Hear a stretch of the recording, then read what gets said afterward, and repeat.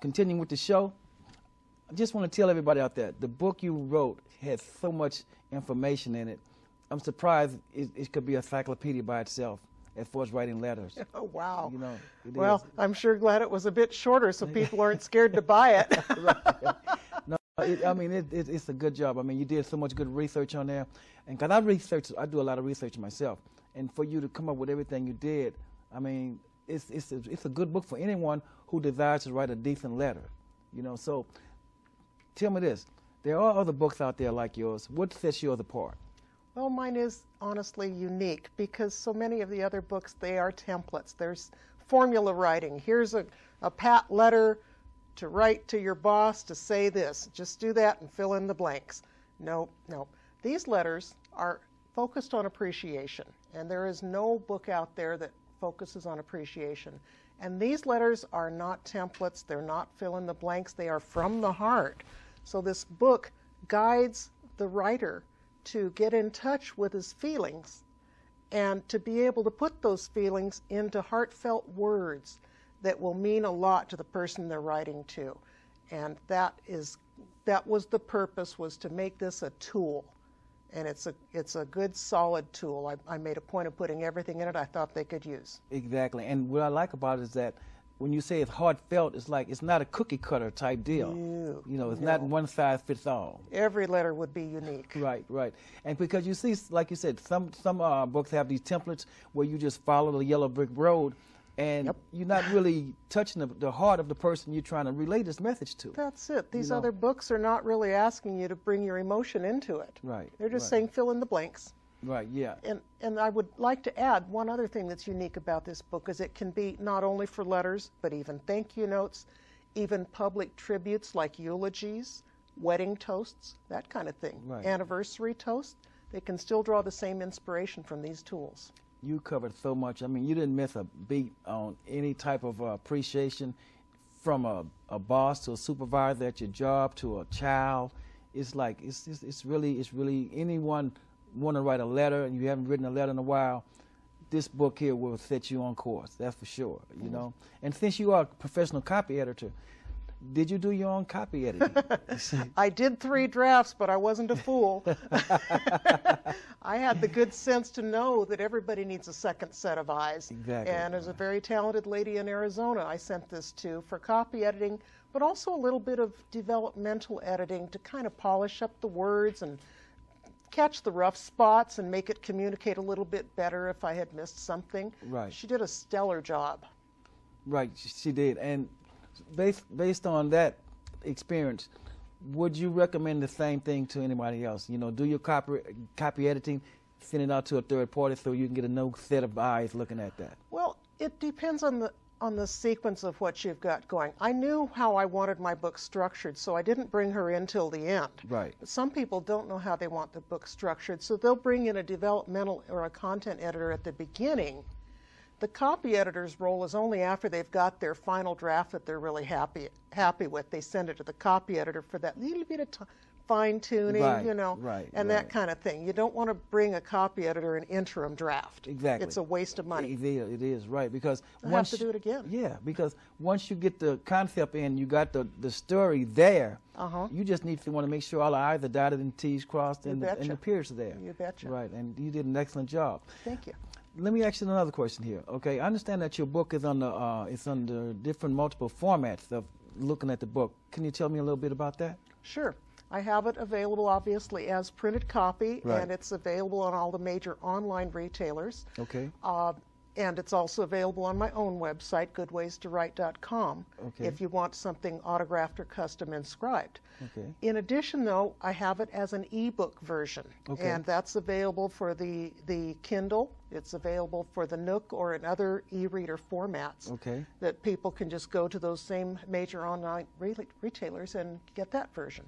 Okay, sounds good. And with the different formats now, you really want to make sure that you're reaching the mobile devices and you know, the notebooks and everything like that, because right now, even the fact that, you know, writing a letter is getting to be a kind of like a lost way of communicating with all these mobile devices.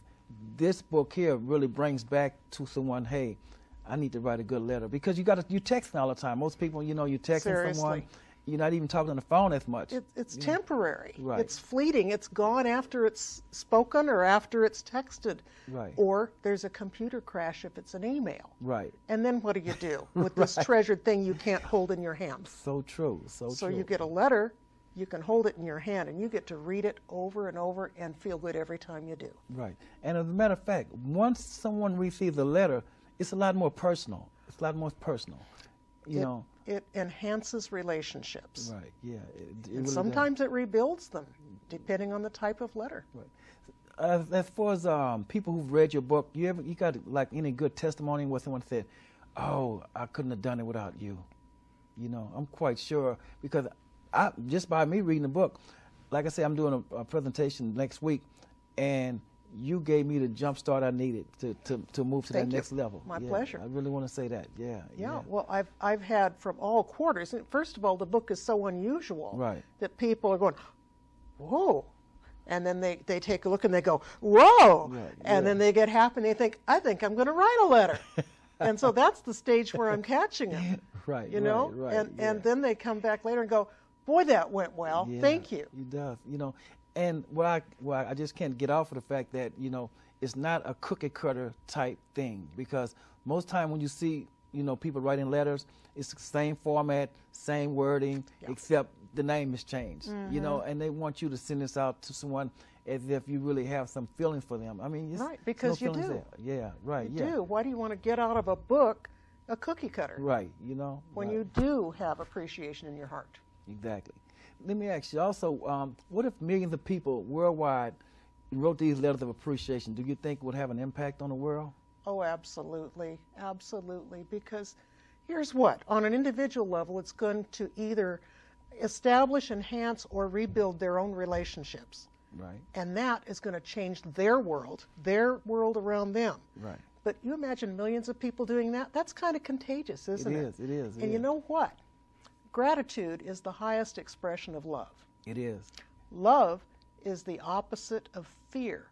And by the way, hate is just a symptom of fear.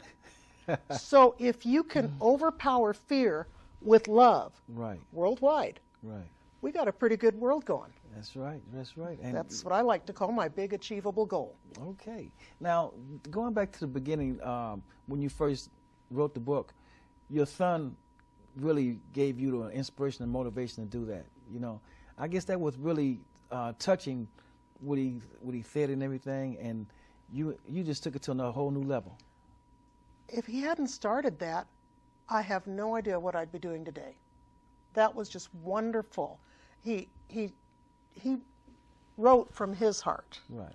And he communicated why he liked growing up in this family and what he had gotten out of it that he was going to bring into his own marriage. Right. And isn't that what we all aspire to as parents? Exactly, right. So, boy, did that touch our hearts. And it makes sense, too, because if you really think about it, when someone tells you something and then you can put it in writing at the same time, it really enhances it. Like my son, he gave me a card one time. He was telling me thanks for...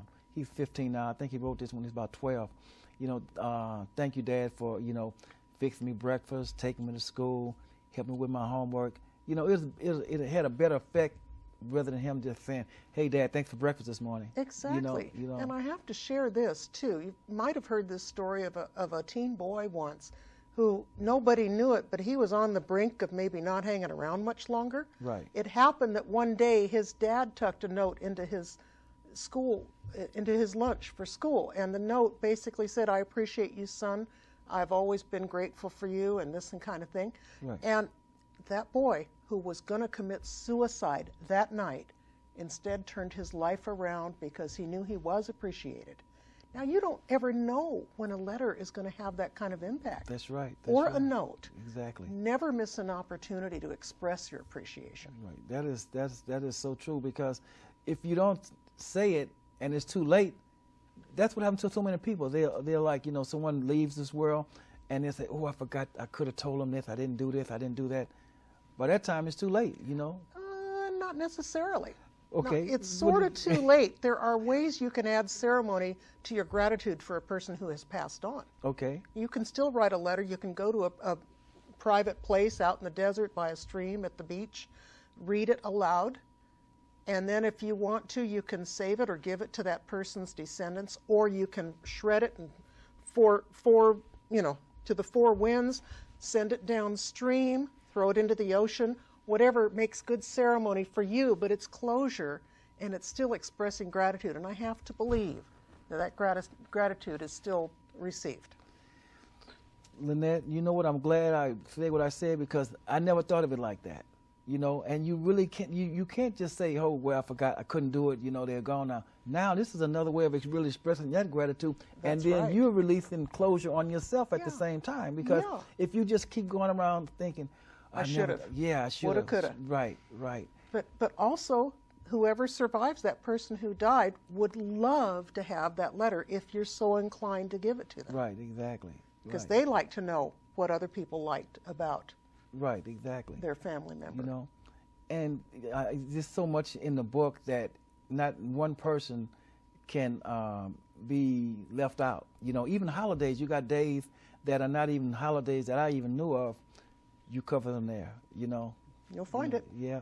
You can't beat that, Let me ask you this, okay? Because we're about to wrap up here, and I just want to let you let the audience know how can they get in touch with you with the book.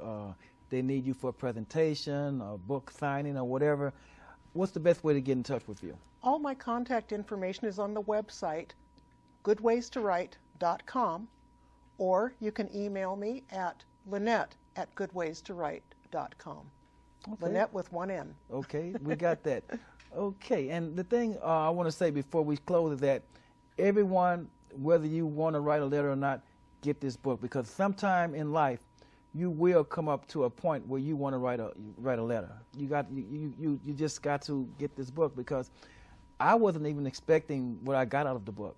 I didn't expect what happened, because doing this presentation I'm going to give, it was like someone else wrote the presentation for me, and after reading your book, I'm gonna rewrite it. Yeah.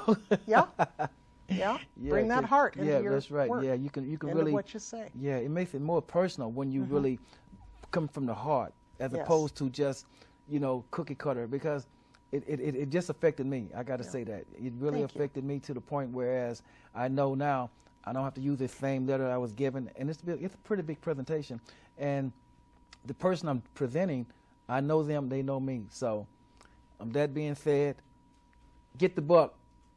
Thank you. Okay. Thank you for being my guest today, Lynette Smith. And you've been watching Book Parade with Richard Wills, and we'll see you next week. Thank you. Thank you very much.